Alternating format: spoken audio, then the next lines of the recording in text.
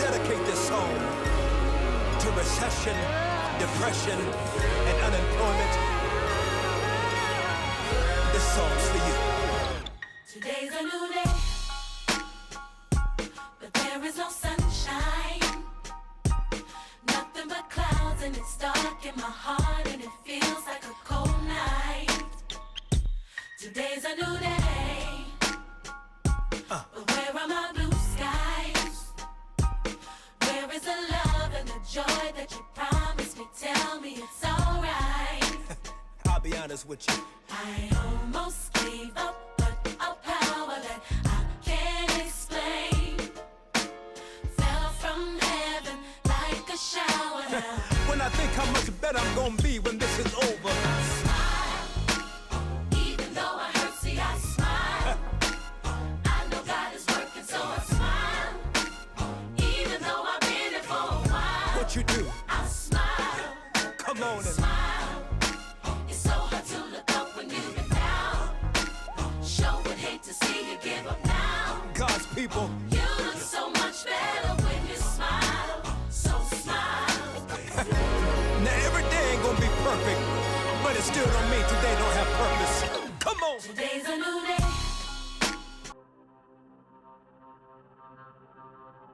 Relationship with Jesus. Because a lot of times growing up in church, when we grew up in church, I grew up in church. I love it. I'm so glad going to church was blessed me. I grew up in church. I've been in church all my life. Never been in the streets. Never went to a club. Never smoked. Never got high. None of that. Never missed it. I don't think I've missed out on nothing. And I love that. I love that God blessed me to walk that path. Sure, I've had test trials, tribulations, been through challenges and things of that nature, but I love the life of righteousness. The test is I can do it because God is with me. So I don't want to assume that because you were raised up in church, you may feel like you made to go to church.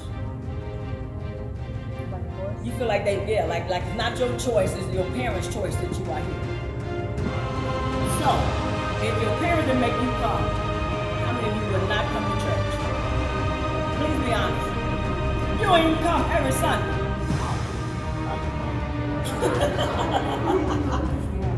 Right. Oh, so you can skip a few? Yeah. You can skip a few. Thank you so much, Sister Maisie. We're going to have a good time, young people. So you feel like your parents, some of you feel like you come to church because your parents make you come to church. First of all, that's the right way because you're not 18 yet. You know, and some of you, when you get 18, you're going to still come.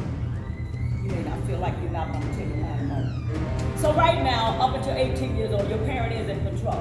They really in control after 18, now you say 21. And depending on if you got yourself together or not, they're going to be there until you're 25. So, let's just say, they're doing the right thing, and that there's a reason why they make you come to church. Anybody know why? Why they make y'all come to church? Why do these little parents make these kids come to church?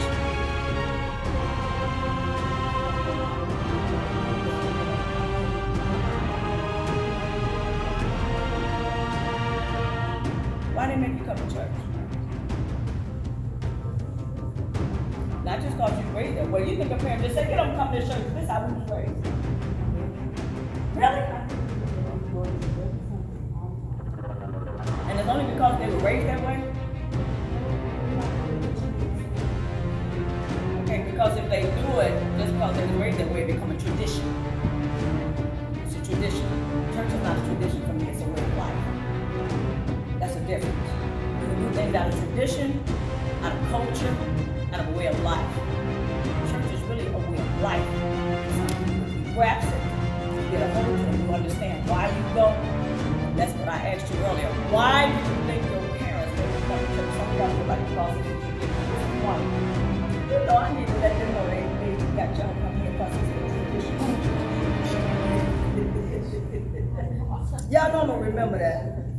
This is just wonderful. And no, it's okay. It's okay if that's what you believe. I'm not saying it's wrong. I'm not, you know what I'm saying? Don't feel bad. That's your honest answer. Please be honest with me. You can be honest with me. You ain't gonna get no whooping. Now I do whoop kids because I'm African American. Now, do y'all get whoopings? Yeah. Okay, but you're not gonna get whooping for being honest today. Okay. So Some of you feel like because of tradition, that's the way they were brought up. Some of you feel like it's your culture, right? Okay, anybody else have an answer why you think your parents make you come to church? It's solid. Yeah, that's what I'm saying. It's like when you go to college, so then like because you're not gonna be there, so you'll be, and then get into some people. Anybody else? Come on, Jimmy. You had some wisdom back there because you've been grinning at me for 10 minutes. Go ahead. Okay, I think as I go, I will train up a child. The way that it should go. Yeah, so like I think that's like the reason. So like when they grow up, like they like shoot, like they do the same stuff. Like you just train them. So you feel like it's a part of the training because biblically the Bible said train the child the way that it should go. And you only want it won't depart from that. It won't depart from that. That it is the word of God. Because you may lead me until you grow up and lead me. And God, whether you obey it or not, it's there. You learn something. You got it. Once you learn it, it's in there. So even if you don't obey it, it's not because you don't know it, but it's in there. Am I right? So, anybody else? Why do you feel like parents have to come to church?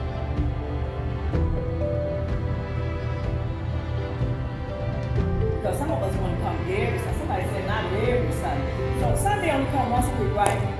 How many Sundays in a month? In a month? 4. There's 5 Sundays.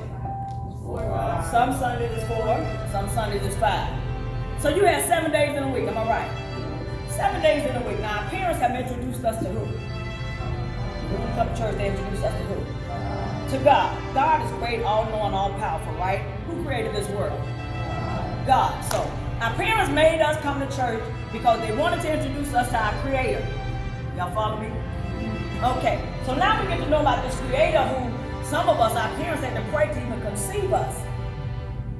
So once we were born, they brought us back to God, who is our Creator. So this is why they bring you to church. It's part of the reason why they bring you to church. Because they want you to get to know God, who is our foundation, our Creator, our Maker, the one we run to in every aspect of our life. This is why our parents brought us to church. So some of you said we can just skip a couple of Sundays. You got 7 days a week.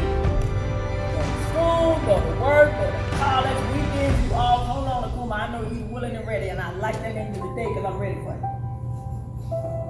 So, 7 days a week, and they just make you come 1 day out of that week. 4 Sundays out of a month. Every now and then, that's 5 Sundays. But some of us feel like, let me miss some of these Sundays. I ain't got to tell God thank you once a week. Follow me. Once a week. Y'all didn't even come up like I came up. We went to church at least 5 days a week. 5 days a week. My mom was a Pentecostal preacher. We had, Monday was choir rehearsal. Tuesday was a regular church service.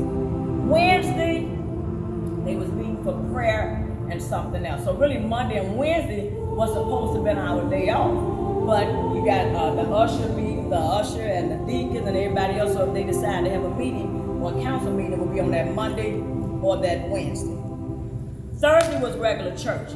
Friday was youth night. Every Friday, the young people packed that church out. Every Friday. Every Friday was our night.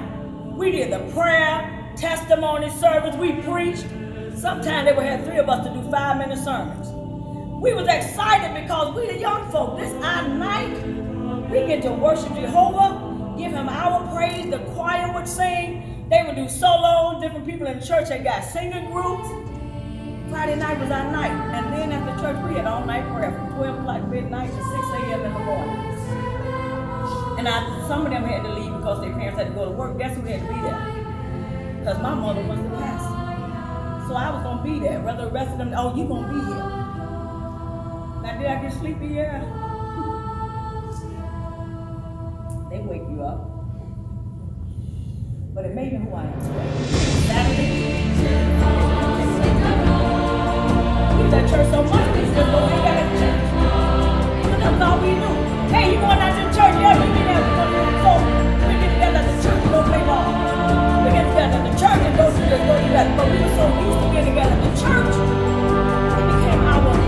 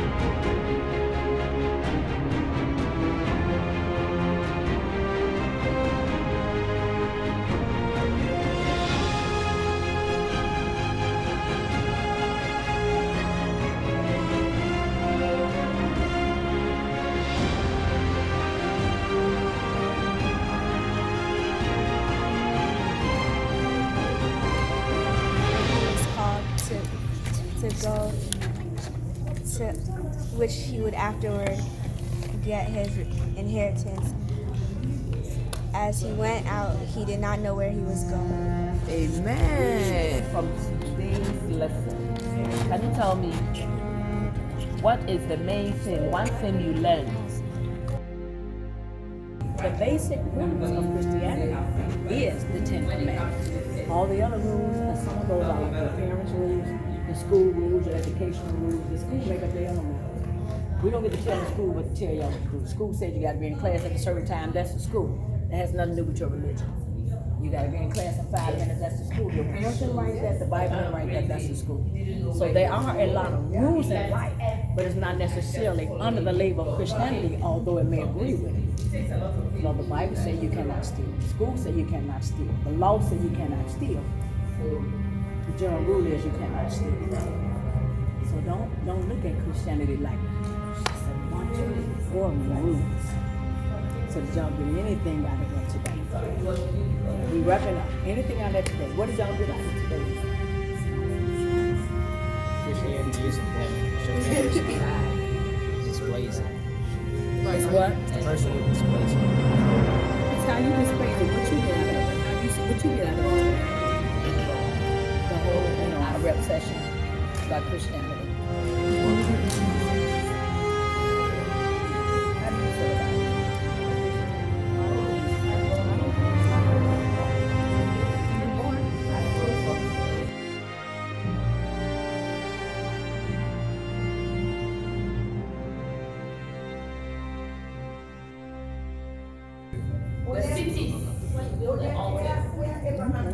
Sony.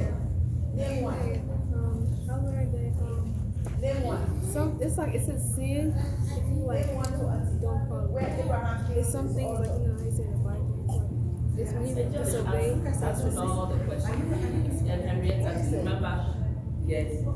I learned that Christianity doesn't have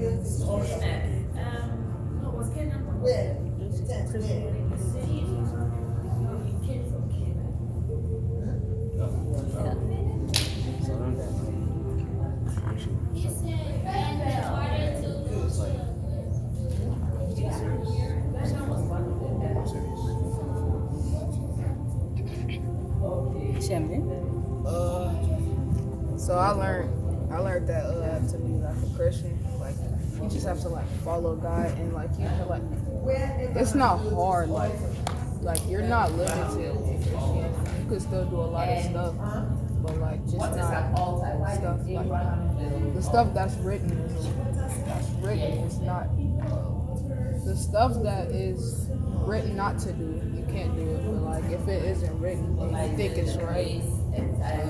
Go ahead.